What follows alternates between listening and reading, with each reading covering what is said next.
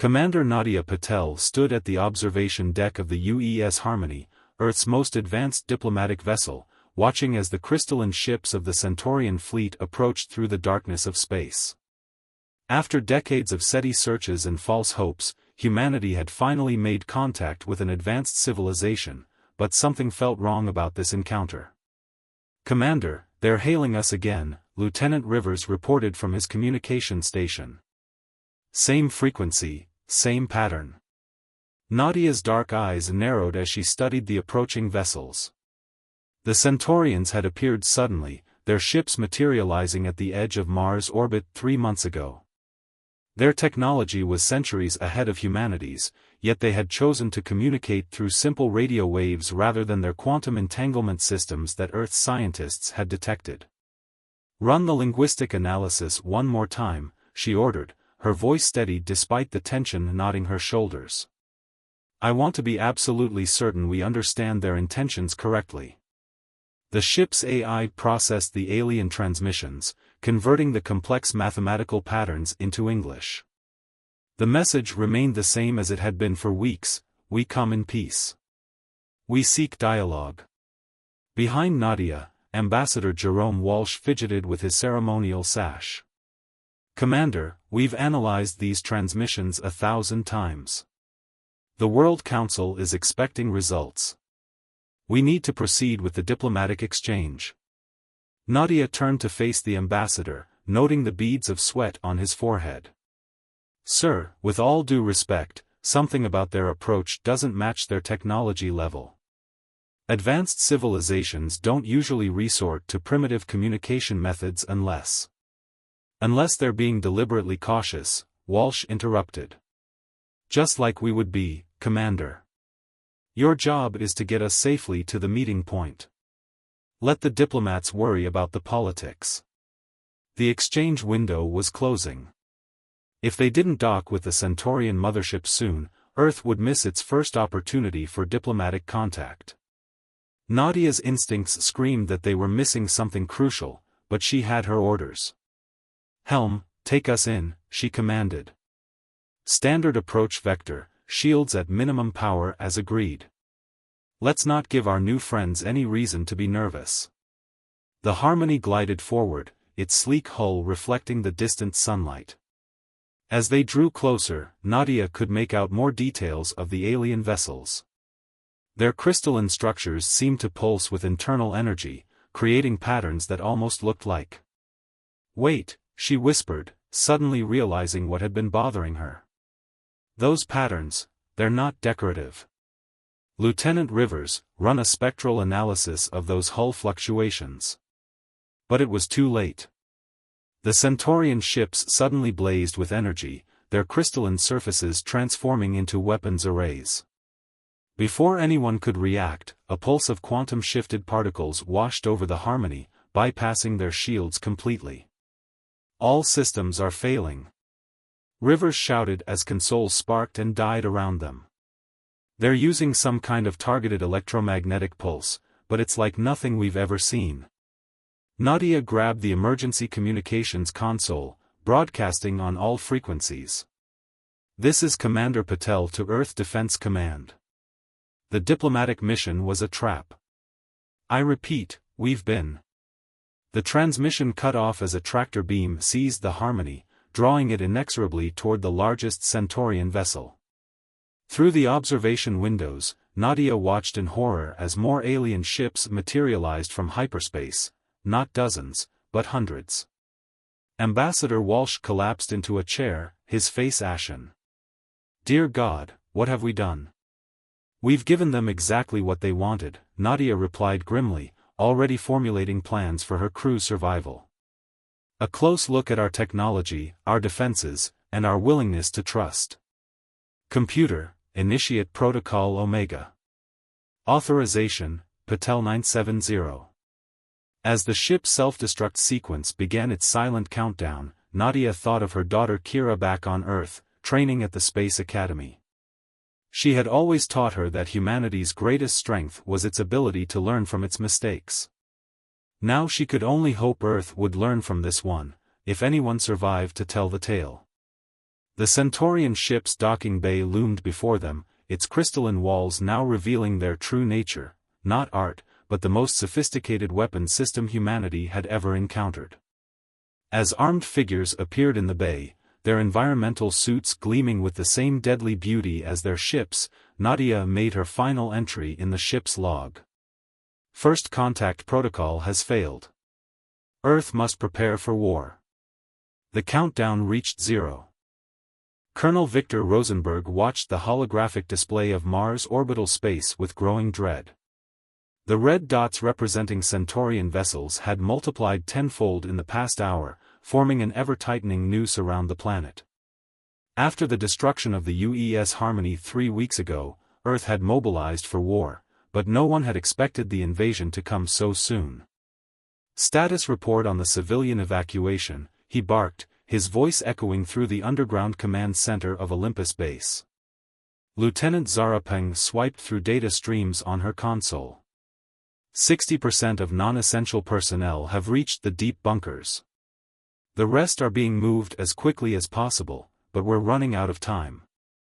Victor ran a hand through his graying hair, studying the defensive grid they'd hastily constructed. The Mars colonies had always been humanity's backup plan, a second cradle for their species. Now those colonies might become humanity's last stand. What about the quantum resonance cannons? He asked, turning to Dr. Rajesh Kumar, their lead weapons scientist. We've modified them according to the data Commander Patel transmitted before the Harmony's destruction, Rajesh replied, his fingers dancing across his tablet. They should penetrate the Centaurians' crystalline hulls, but we haven't had time to test them properly. A warning klaxon blared through the facility. On the holographic display, dozens of smaller craft detached from the Centaurian fleet, beginning their descent toward the Martian surface. They're not heading for the main colonies, Zara reported, her voice tight with confusion. Their primary target appears to be, she stopped, eyes widening. Sir, they're targeting the ice mines at the polar cap. Victor's military training couldn't hide his shock. The ice mines weren't a military target, they were vital for the colony's water supply and fuel production. Without them, every human settlement on Mars would be living on borrowed time. They're not trying to conquer us, he realized aloud. They're trying to make Mars uninhabitable for humans. Lieutenant, get me a direct line to Earth Defense Command. We need to. The transmission array exploded in a shower of sparks as the first Centaurian energy weapons struck the surface. The entire command center shook, dust raining from the ceiling carved from Martian rock. They're using some kind of focused seismic weapon, Rajesh shouted over the rumbling. The structural integrity of all our underground facilities is being compromised. Victor made a decision that would either save or doom the Mars colonies. Initiate Protocol Phoenix, he ordered, entering his command codes. And get me a secure channel to Dr. Kumar's lab in Valles Marineris.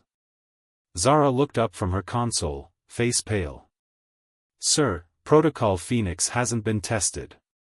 The energy requirements alone could destroy every power system on Mars, Victor finished.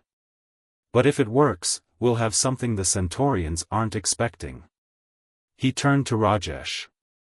Doctor, you said the quantum resonance cannons were untested. Well, they're about to get a field trial. The facility shook again as more Centaurian weapons found their marks. But beneath the chaos, machinery deep within Mars hummed to life, machinery that had been built in secret, hoping it would never be needed. All personnel, battle stations, Victor announced over the emergency channels. This is not a drill. I repeat, this is not a drill. The defense of Mars begins now. On the surface, massive doors ground open in the Martian soil, revealing artillery emplacements that had been hidden for years. The quantum resonance cannons rose on hydraulic lifts, their experimental technology drawing power from the very core of Mars itself, power that hadn't been tapped since the planet's core went cold billions of years ago. First wave of Centaurian craft entering optimal firing range, Zara reported, her voice steady now, focused on the task at hand. Victor took a deep breath, knowing this moment would be remembered in human history, assuming anyone survived to record it. All batteries, commence firing. Show these bastards that humanity doesn't die easily. The quantum resonance cannons fired in perfect synchronization, their beams invisibly altering the fundamental forces holding matter together. When they struck the first wave of Centaurian ships, the crystalline hulls didn't just break, they shattered at the quantum level, their atomic bonds dissolving into chaos. But as the debris of alien ships rained down on Mars' red soil, Victor noticed something strange in the sensor readings. The Centaurian ships weren't just breaking apart, they were transforming. "Sir," Rajesh called out, his voice filled with disbelief. "You need to see this. The quantum resonance isn't just destroying their ships, it's revealing something inside them. Something biological." On the high-resolution screens, the crystalline fragments of the destroyed ships were changing, revealing what looked like organic tissue beneath their artificial exterior. The Centaurians weren't just hiding their weapons, they were hiding their true nature. "Send all sensor data to Earth immediately," Victor ordered. "And get me everything we have on xenobiology. I have a feeling we're not just fighting for Mars anymore. We're fighting for the truth about our enemy." As more Centaurian ships descended through the thin Martian atmosphere, Victor Rosenberg prepared for the longest night in Mars history. The battle for Mars had begun, but its true purpose remained hidden behind veils of crystal and secrets older than humanity itself. Research Director Amara Okafor stood motionless in her laboratory beneath Valles Marineris, staring at the biological sample through the quantum microscope. What she saw challenged everything humanity thought they knew about their crystalline adversaries. Behind her, secured in a containment field, the captured Centaurian scientist watched with four multifaceted eyes that seemed to glow from within. "You understand now, don't you?" The alien's voice emerged from its translation device, surprisingly melodic. "Why we had no choice." Amara adjusted the microscope settings, watching as the crystalline structure of the Centaurian tissue seamlessly merged with organic matter. "You're not mechanical beings at all," she whispered. "The crystals are a protective shell. But protecting you from what?" The Centaurian, who had given the name Vess, moved closer to the field's edge. "From the same thing that forced your kind to flee to this system, though you have forgotten. The void between galaxies is not empty, Director Okafor. It hungers." The lab's security system chirped as Colonel Rosenberg entered, his face bearing fresh scars from the Battle of Mars. "Doctor, we've decoded more of the data from their destroyed ships. You're going to want to see this." The holographic display filled with ancient star charts, showing both Earth and the Centaurian homeworld. But something was wrong with the dates. According to the data, both species had originated in another galaxy entirely, one that had been devoured by something the Centaurians called the Darkness over 50,000 years ago. "That's impossible," Amara protested, though the evidence before her suggested otherwise. "Humans evolved on Earth. We have fossil records, DNA evidence." "Carefully constructed," Vess interrupted. "By the same beings who transferred both our species here. The preservers saw what was coming. They saved what they could." Victor stepped closer to the containment field. "If what you're saying is true, why attack us now? Why not just tell us?" "Because you were about to make the same mistake we did millennia ago," Vess replied, its crystalline exterior reflecting the lab's lights in hypnotic patterns. "Your quantum communications experiments, your attempts to breach dimensional barriers, they were creating ripples. Ripples that travel between galaxies. Ripples that would have drawn its attention." Amara's hands trembled as she pulled up the data from humanity's latest quantum entanglement tests. The energy signatures matched perfectly with faint signals detected from the intergalactic void, signals that had been growing stronger. The crystal technology, she realized. It's not just armor. It's camouflage. Vessa's outer layer shifted, becoming temporarily transparent to reveal the organic being within. We evolved our crystalline shells over thousands of years, learning to hide our energy signatures. When we detected your civilization beginning to broadcast into the void, we had two choices: help you adapt, or stop us by force, Victor finished. But something went wrong, didn't it? The Battle of Mars showed us what you really are. The alien scientist lowered all four eyes. Our leadership believed a swift conquest would be cleaner than a gradual revelation. They feared your species would reject the truth, would continue experimenting until it was too late. Now that you've seen beneath our shells, that option is gone.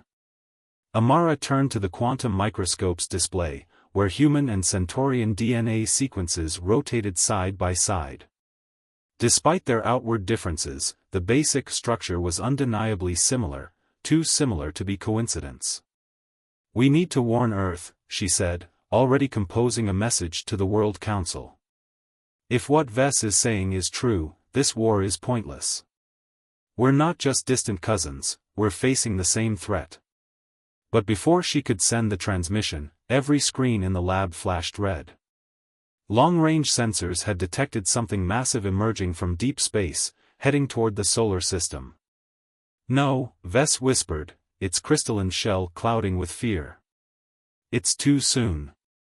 The ripples from your quantum weapons, from our ship's destruction, they've drawn its attention already." Through the lab's reinforced windows, Amara watched as the Martian sky darkened unnaturally, stars disappearing one by one behind an approaching shadow that defied description. "How long do we have?" Victor demanded. "To prepare both our species for what comes." Vessa's translator crackled with grim certainty. "Not nearly long enough." Amara made a decision that would alter the course of two civilizations. "Then we don't prepare," she said, reaching for the containment field controls. "We evolve. Together." She deactivated the field holding Vess. "Show us everything you know about the crystalline transformation.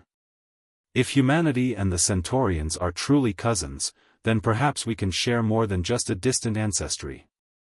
As emergency alerts began blaring throughout the Mars colony, Amara Okafor prepared to rewrite human evolution itself. The war between species had become a race for survival, not just for humanity or the Centaurians, but for the memory of a galaxy long lost to the darkness.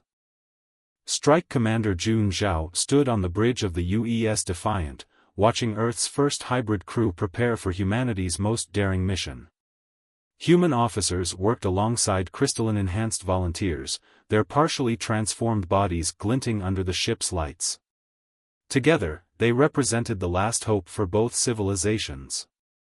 "Quantum drive charged at 90%, reported Lieutenant Reyna Kapoor, her right arm now encased in living crystal. "The Centaurian upgrades are holding stable." June nodded, feeling the weight of the crystalline implants along his own spine. When Dr. Okafor had proposed the integration program, many had called it madness. Now, 3 months later, it seemed like their only chance for survival. "Status report on the darkness," he ordered, turning to their Centaurian science officer, Vex. The alien's crystalline form shifted, interfacing directly with the ship sensors. "The entity continues to consume the Oort cloud. At current velocity, it will reach Neptune's orbit in 72 hours. Displays throughout the bridge showed the approaching anomaly, a void that defied physics, destroying matter at the quantum level. Conventional weapons had proven useless against it. Even the Centaurians' advanced technology couldn't harm it directly. "All personnel, prepare for dimensional shift," June announced. "Operation Starfall commences in 5 minutes." The plan was either brilliant or suicidal: use the Defiant's hybrid technology to pierce the barrier between dimensions, reach the Centaurian homeworld, and retrieve the artifact their allies had discovered in their ancient archives. According to Vessa's research, it was left behind by the Preservers, possibly a weapon, possibly something more. "Commander," Reyna called out, her voice tense. "We're detecting energy fluctuations in the crystal matrix. The human integration is becoming unstable in some crew members. June felt it himself, a burning sensation where crystal met flesh, as if his body was fighting the transformation. Deploy the quantum stabilizers. We can't turn back now. The ship's medical bay was already filled with crew members whose bodies were rejecting the crystal enhancement. Dr. Okafor's voice came through the comm system. "Commander, we need more time to perfect the integration process. The human genome wasn't designed for this level of modification." "Time is the one thing we don't have," June replied, watching as another section of the Oort cloud vanished into the approaching darkness. "Vex, begin the dimensional shift sequence." The Centaurian officer's crystals pulsed with energy as he interfaced with the ship's hybrid systems. Around them, reality began to bend and fold, the stars stretching into impossible patterns. Dimensional breach in 3, 2, 1. The universe turned inside out. When June's vision cleared, the Defiant had emerged in orbit around a world that seemed made entirely of crystal. The Centaurian homeworld, Crystallos, sparkled like a massive geode against the backdrop of space. But something was wrong. The planet's surface was scarred with massive dark patches, areas where the crystalline structures had been corrupted and destroyed. "By the preservers," Vex whispered, all four eyes widening. "We're too late. It's already been here."